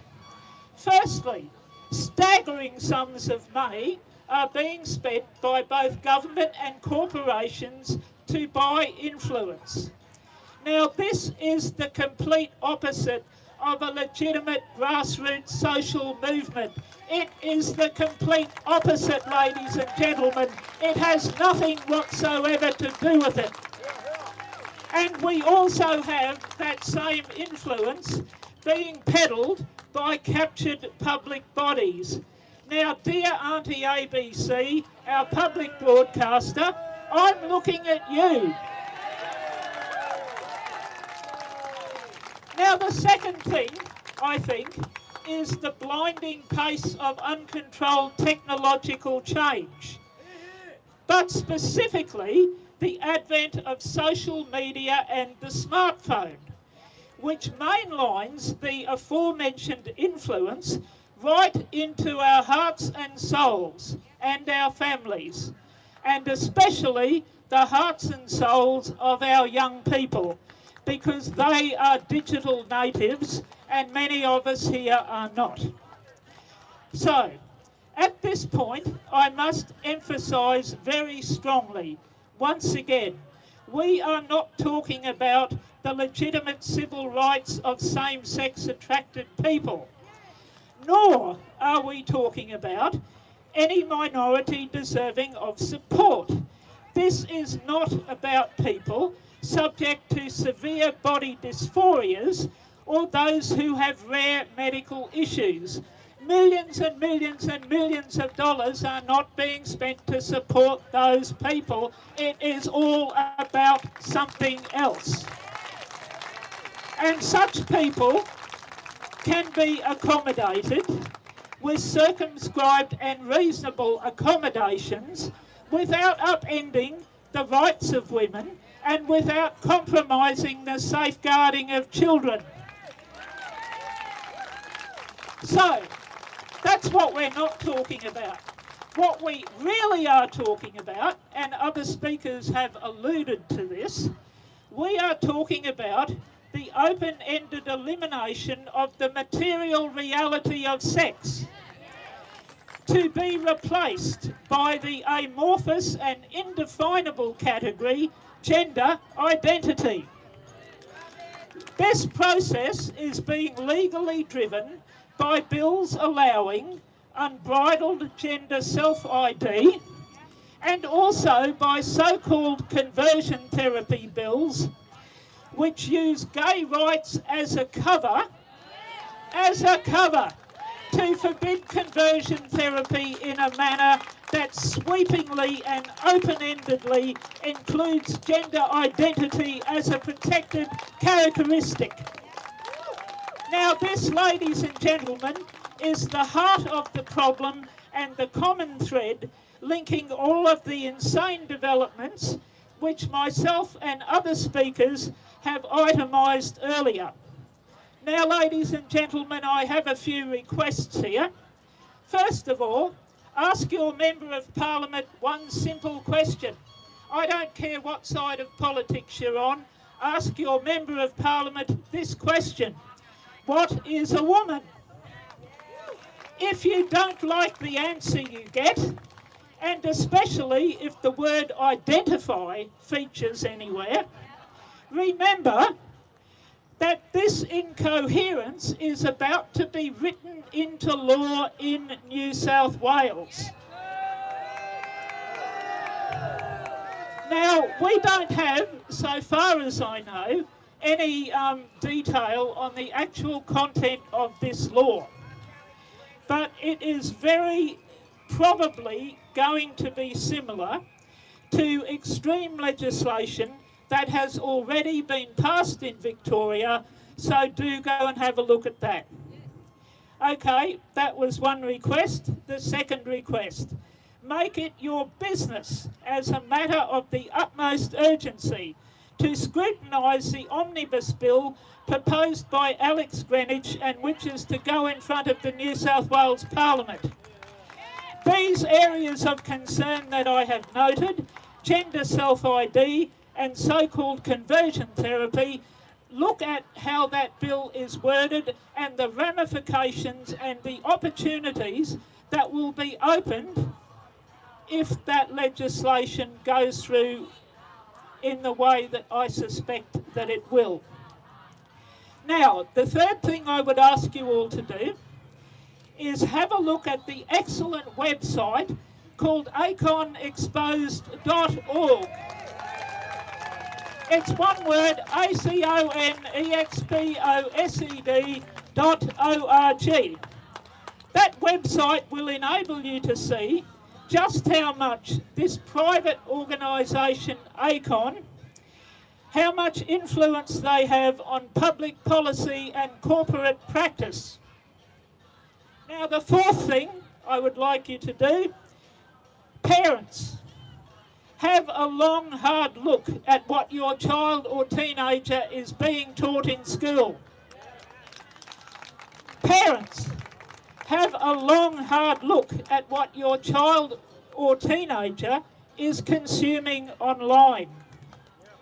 And for everybody, regardless of your political views or your station in life or anything else about you, do not feel that your legitimate concerns necessarily make you some kind of a phobe or bigot, as is so frequently and so publicly alleged. Many people from all walks of life and differing political views harbour such concerns and should not be summarily dismissed by our political representatives. Now, okay, to conclude, ladies and gentlemen, as an unwilling member of the current alphabet soup, note the L.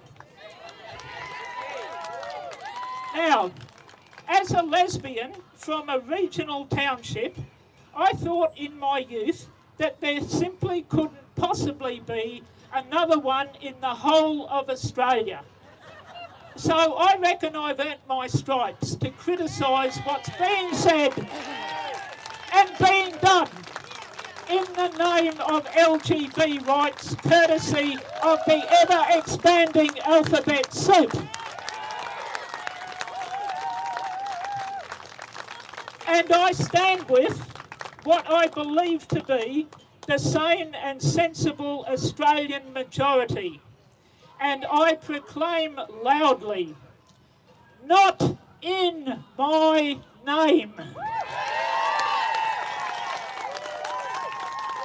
So I'd like to thank Kellie-Jay Keen and Standing for Women for providing this wonderful opportunity for all of us to speak. And we've heard some people from the Conservative and the Christian side of things, and they've said things that I absolutely agree with. This is not a partisan issue. I myself am an atheist, a leftist, and a former Greenie because I simply can't vote for them anymore while they go on with this rubbish. Thank you.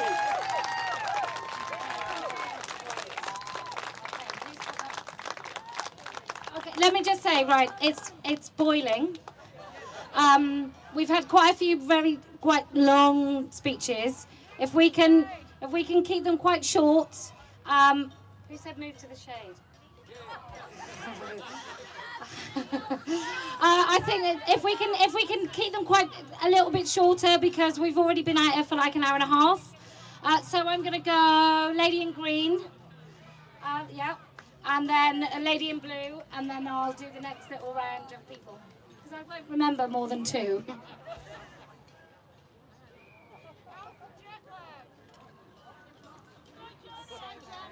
Took me 48 hours to get here. My name is Janet. I live and work on Gundungurra country, where this was written. I have been a feminist for a long time. I did not think I would spend years opposing the most violent and vicious men's rights movement we've ever seen. I really didn't think this movement for men's sexual demands would be hand in hand with all our institutions, corporations, the judiciary, and politicians who are too chicken shit to oppose it. I am on the left, from a proudly trade union family, and to see the left kowtowing to this movement, ignoring the analysis of class, race and sex in favour of the men's movement sponsored by multinationals all over the world, is enraging. We have a bill coming soon in New South Wales that seeks to make massive alterations to our legislative landscape. And if you go to Alex Greenwich's website, you can sign up for updates. So do that. It's going to be sold to the public as a step towards equality for this mythical LGBTQ what the fuck alphabet soup. You are going to be asked to accept that a man who says he's a woman can legally have access to any space of his choosing, and that women have no right to say no. This is self-ID legislation, which has been shown to enable predators all over the world. Even without it explicitly spelled out in our laws, it has led to a convicted rapist terrorising women in the Dame Phyllis Frost Centre in Victoria.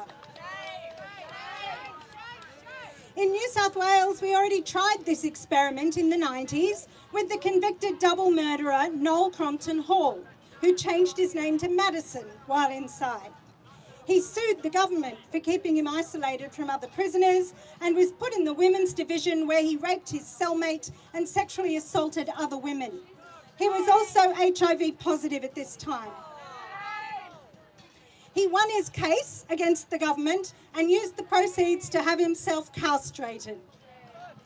200 years ago, Elizabeth Fry was an advocate for the rights of women to single-sex prisons and the rights of female prison warders to work with women. She was a key voice in getting the 1823 Jails Act passed and was keenly aware of the rape and sexual exploitation women experienced when confined with men. The fastest growing group of incarcerated people in Australia is Aboriginal women. These women are some of the most vulnerable in our prisons, and they are being incarcerated with violent men. Why doesn't the left speak for these women? Queensland women are currently facing both self-ID legislation and legislation to legalise the buying and selling of women. We know that Aboriginal girls and women are heavily exploited in the sex trade in Australia. Why is a Queensland Labor government completely disregarding a duty of care towards women and girls in pushing through these regressive misogynistic laws? The two pillars of neoliberal postmodern thought that pretends to be feminism are that men can be women and men can buy women, whether sexually or for our reproductive capacity. The men's sexual demands movement is trying to keep us tied up opposing their legislative juggernaut, so we can't put energy needed into opposing the sex trade and bringing in the Nordic model. It's keeping us from fighting for the women who are being arrested by police on the say-so of violent men who are abusing the legal system. It's keeping us from trying to bring the family court's iniquitous decision-making into the public eye. while women and children continue to be harmed under its auspices. We need to band together to defeat the greatest threat we've ever faced and then get back to the business of women's liberation. We need to hold tight to one another's humanity because in the eyes of this Australia, we're not even seen as human. You can't have human rights if you're not human. And while men can wear us as a costume, because we're not considered fully actualised beings, we live in danger of the work of our foremothers being brought undone.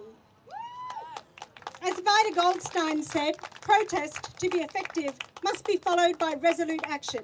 It is time for resolute action. Thank you.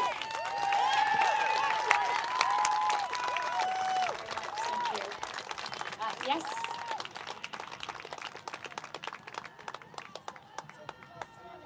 Hi everyone, I just wanted to say thank you to Kellie-Jay and to everyone for coming out and letting women speak. So first of all, women are adult human females. No man can ever be a woman and no woman can ever become a man. Biological sex is binary and immutable. It is based in the physical material reality. Women have distinct and unique needs based on our biological sex. Women across the globe are oppressed based on their sex, not a woman feeling known as gender identity. There is nothing more insulting than to say that if a man puts on a dress and calls himself a woman, he simply is one. Women are once again adult human females. We are not walking stereotypes. We are not men's sexist and regressive ideas of what they believe a woman is. And once again, we are not uterus havers, we are not vagina owners, we are not menstruators, and we are not birthing people. We are women.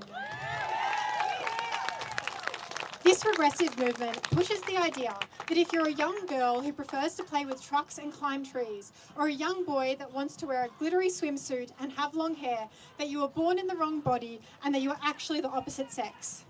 This movement is based off misogynistic, homophobic and regressive stereotypes. It is gaslighting children. No child is born in the wrong body. The medicalisation of gender non-conforming children and all gender-affirming surgeries will be the biggest medical scandal of our time. I want to give a huge shout out to Excelenzic on YouTube and Twitter for shedding the light on these absolutely barbaric procedures that are happening across Australia and across the world. If you have the stomach for it, I would Google phalloplasty and just be careful what you might see. It's just barbaric to say the least. Now, as a woman and as a lesbian, here are some of the things you can no longer say. Lesbians are female homosexuals. We are exclusively attracted to other females. Emphasis on exclusively. Another thing you can't say is that lesbians don't have a dick, or that men cannot be lesbians. Lesbians are being pressured to accept men into their spaces as well as their dating pools. This is homophobic and the erosion of women's boundaries. Women are allowed to say no to a man for whatever reason. But apparently, if that man says he's a woman, we must, number one, overcome our bigoted preference. Number two, we have to stop being genital fetishists, which is what we're being called. And number three, according to Stonewall UK, we have to stop being sexual racists. This is rape culture and coercion and the complete erosion of women's boundaries and women's safety. Now onto the forced teaming of LGB with the T. The two groups are completely antithetical. The LGB is for same-sex attraction, which is based on biological sex. On the other hand, trans ideology is about magical, mystical gender identity, which no one can know of unless you explicitly tell them. So it's meaningless. I don't know how any lesbians, gay men or bisexuals can stand with this utterly homophobic movement. Now, I could go on forever, I could talk about this for hours, but to finish off, get men out of single-sex spaces. Women are not human shields to protect men from other men, and women are not simply men with lower testosterone levels. Enough is enough. Thanks, everyone. Yes.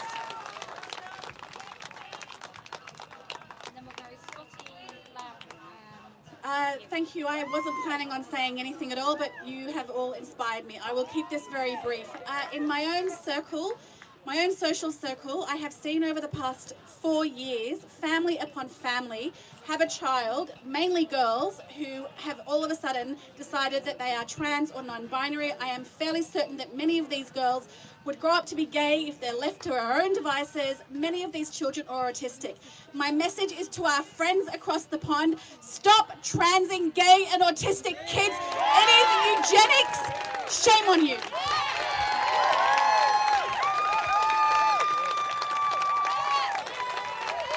Nice and short. Thank you so much. Yes. So it's you, then you. Thank you. I'm going to be really quick. My name's Helena.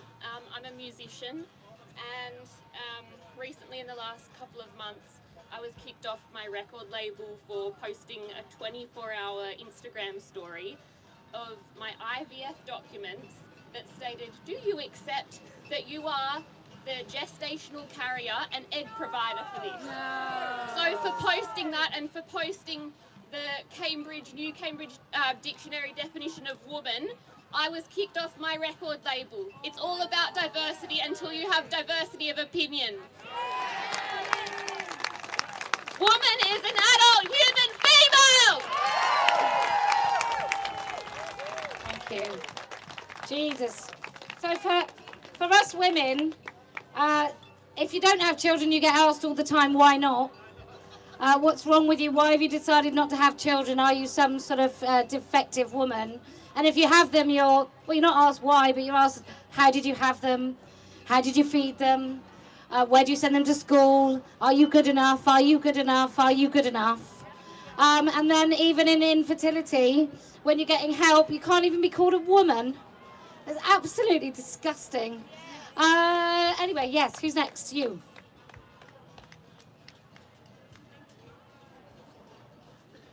Hi, I'm Chantal.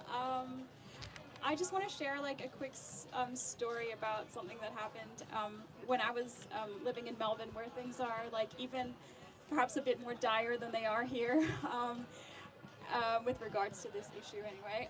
So I worked for an organization, and I worked in a building that had 16 bathrooms in total, I counted, and they were all mixed sex, like every single one of them. And like I just remember having to like, when I had to like change menstrual products, doing it like as quietly as I possibly could because I knew that my male boss was in the stall next to me. And it wasn't very dignified. I felt like it was an invasion of my privacy, and I just feel like it's not too much to ask that at least like we could just have at least one, like just one out of 16. More than one would be great, but like, could we not even have one like female-only bathroom in the building? So yeah, but at the time I just didn't feel like I could say anything.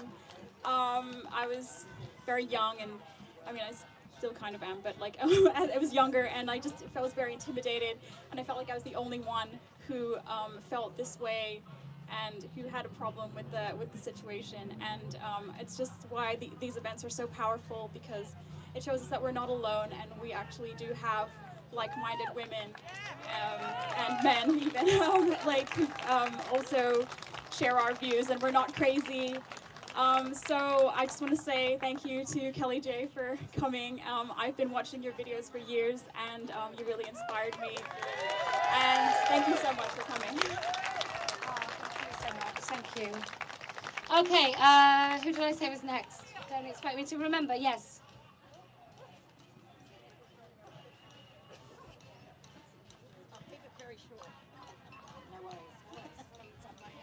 I became aware of this issue because I actually was physically attacked, verbally assaulted at the Golden Barley where I frequent. I am also in the arts, in music, and an ex-friend of mine, because their daughter is going through, well, last year she was non-binary, this year she's a dude, she changed her name to Tuo. Anyway, I posted something about how I didn't believe that men could be women, etc., a couple of years ago, and his partner kept that in her head, and one night, apropos of nothing, at the pub, he stood up and called me a transphobic "see you next Tuesday" at my pub for no reason whatsoever. That actually happened to me, and I was in hiding after that, because once you are labelled a TERF, you can't work. So, especially in the music industry, the arts is the absolute worst. They drank the Kool-Aid first, like it's absolutely ridiculous. Just briefly, when it was International Women's Day the other day, I posted adult human female as part of my post, and also put the facts in and figures in about why biology and sex still matters, because Australia is in number 40 in terms of gender parity, but right at the bottom is Afghanistan and Pakistan. Now, why do you think that is? Because they have vaginas, okay? And it matters. Sex and biology still fucking matters. Binaries still fucking matter, and most of them, most of us, don't have any fucking confusion about that. Thank you.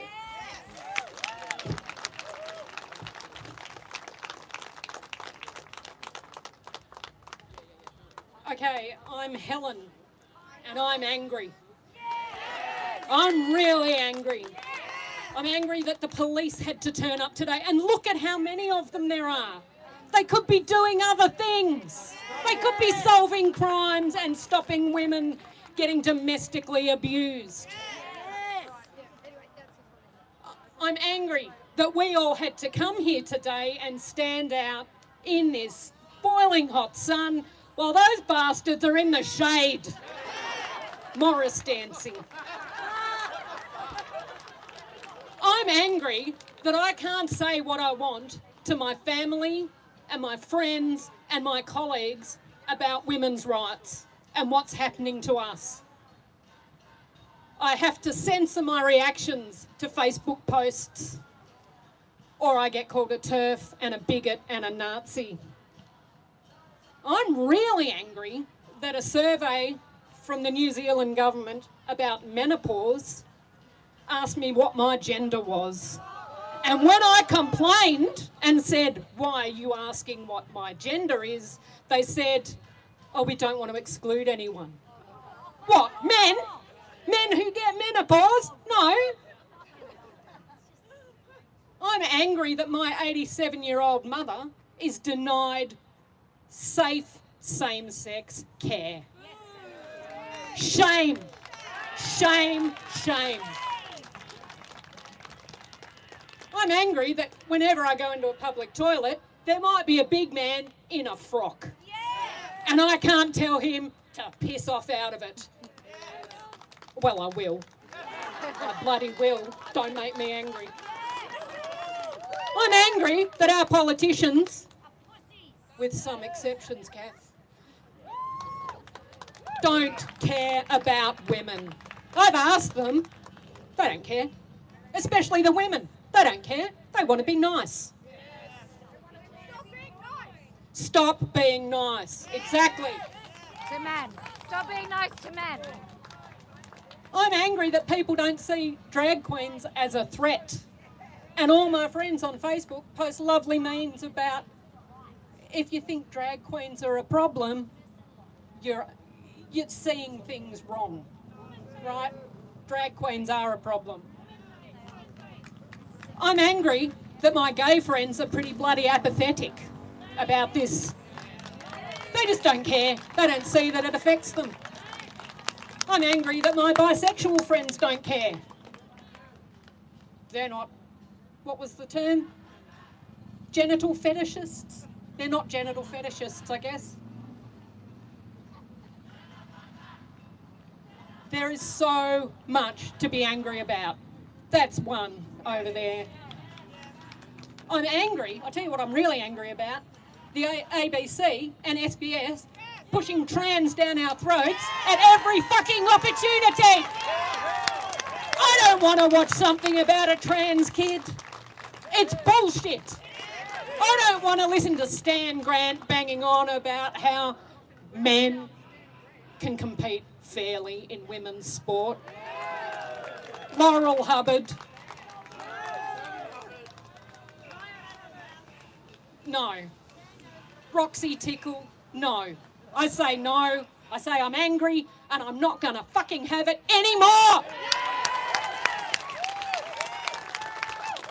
Thank you so much. Thank you. Yes. I don't have a speech prepared, but I'm looking over there at that flag, that pink and blue flag. Do you know where it comes from? Well, I'll tell you where that comes from. It comes from a guy who's a pedophile, and as a practice, he likes dressing up as little girls. That's where that flag comes from, over there that you're waving.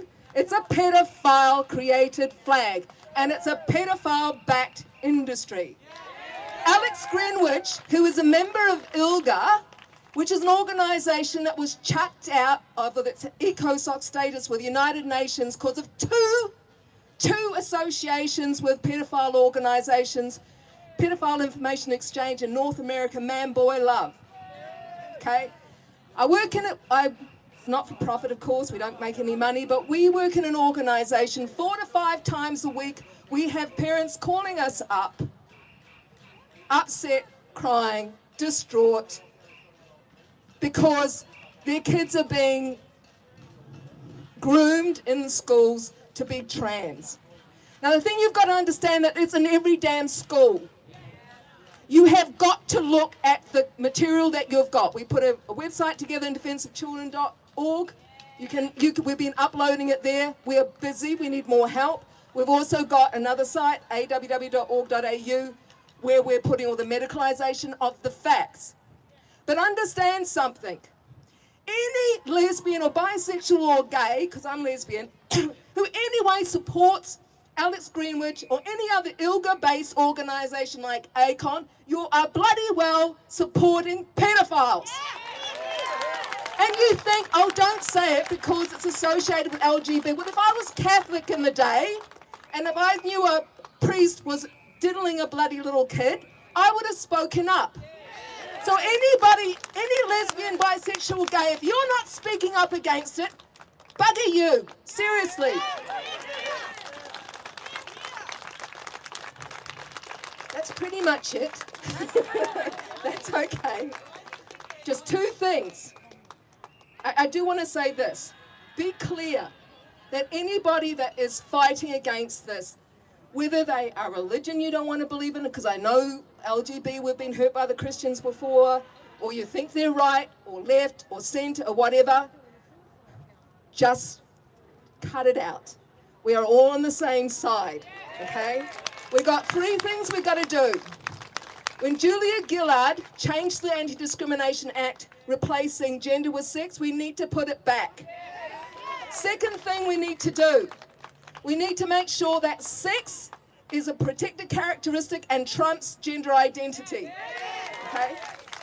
And the third thing is that any kind of services that women get is based on sex. Now you do those 3 things, we will shove up the laws that the gender identity industry put together.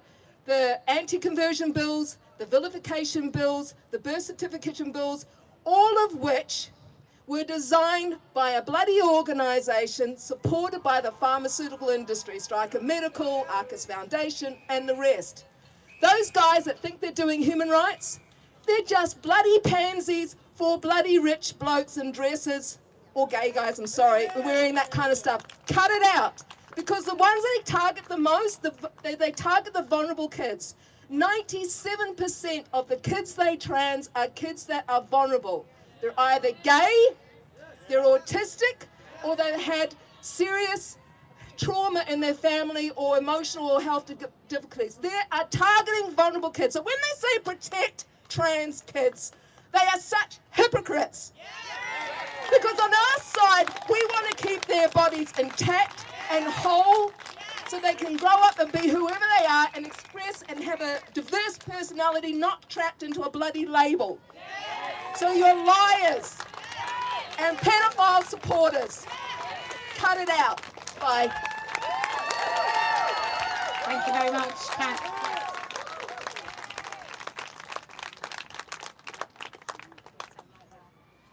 All right, I don't have a prepared speech either, but I've been moved to come forward and speak because I haven't heard this said so far.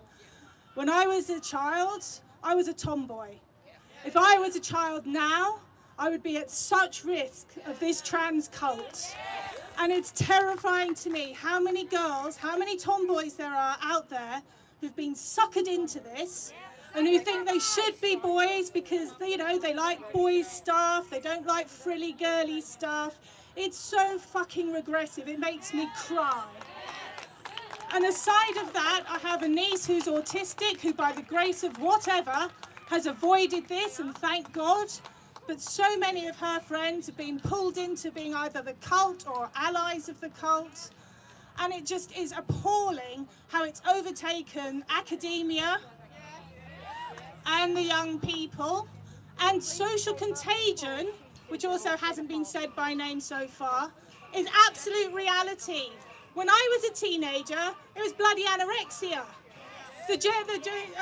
Whatever it's called, the thing after me, it was cutting and self-harm. Now it's this shit. And it has to stop. It is ideological cult. That's all it is.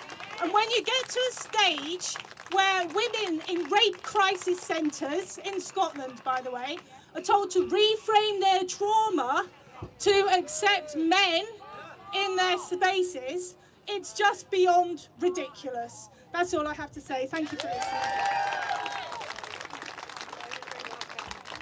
Okay, so we've been told we've got to wrap up, so I'm going to finish off now. Look, we're all here because our state, wherever you live, is gaslighting us. And our government is being weak, often. I do think politicians, the tide is actually turning. Even if it feels like you're drowning right now, all of us, the tide is actually turning. The fact that we've broken the silence in so many places where people just felt they couldn't speak anymore, and now they will. We had like news people here today. I know Sky News here have been covering it for some time, but other news stations are beginning to talk about it. Other newspapers are beginning to talk about it. The noise is so loud they cannot ignore it. And I'm just going to say to any politician, if you want to make something of your political life, you have to change now. You have to speak up now. Because if you wait until everybody else has done it, nobody's going to trust you. But you could literally speak about it now, and within 5 years you can be leader of your party in office. Because people are looking for leadership in their politicians. They are not looking for people who just go along with the latest thing. And we will remember each and every one of you who enabled a situation in this country, in my country, in which we sterilise children. We will remember, it's not even just the children that are sterilised that it's bad for, it's all the children that don't know how it feels to stand upon the foundation of truth and reality. It's the kids that know that they can't say, and my children are the same, they can't say at school, well, I don't think she is a boy. I think she's a girl. They can't say it. They know that they will lose all their friends. And we are teaching Little Red Army style tactics with our children. And it has to stop. So I'm just going to say, for those of you that didn't get to speak today, I am really, really sorry. I also apologise for not quite understanding what it feels like to be in a hot country and organising a speech in the middle of the day. So I'm really sorry, and thank you very much for braving the sun. For those of you that felt that you could speak today, thank you so much for your courage. For those that came here today to listen to people speak and to stand and be counted, thank you so much for your courage. To the women that made this happen today, both my team in the UK, who volunteer like just a ridiculous number of hours to make it happen, thank you to them. Thank you to the organising local team here. They've worked so hard. with hot equipment. And thank you so much to the police for holding back the children. And I want to say thank you to the TRAs who on a day-by-day basis make us all look sane. And thank you for them having no coherent argument against us. It's really useful. So if you can stand next to somebody you know, and I think we all know in this crowd there's a diverse range of opinions on really important matters. If you can stand next to someone and you can just be united on the things that keep us together, then I promise we will win. If you can have courage in your life and where you need to say no, you just say it without apology, then I promise we will win. And do you know why else we're going to win? Because I never lose. Thank you, thank you, thank you.